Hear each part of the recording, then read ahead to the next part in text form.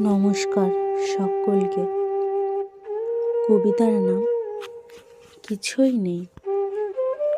নিজের ভেতর হাত বাড়িয়ে দেখলাম কিছুই নেই, না রাগ না কান্না, শুধু ক্লান্ত একটা শূন্যতা। যে স্বপ্নগুলোকে নাম ধরে ডাকতাম তারা আজ মুখ ফিরিয়ে দাঁড়িয়ে।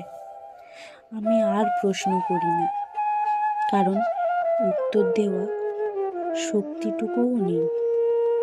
আয়নার সামনে দাঁড়িয়ে নিজেকে চিনতে পারিনি।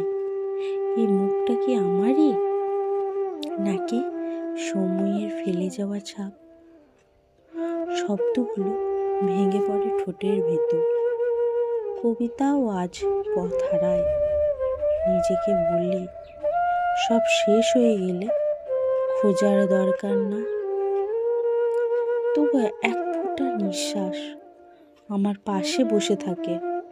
কিছুই না থাকলেও এই থাকাটুকুই আমাকে পুরোপুরি হাঁটতে দেয় না।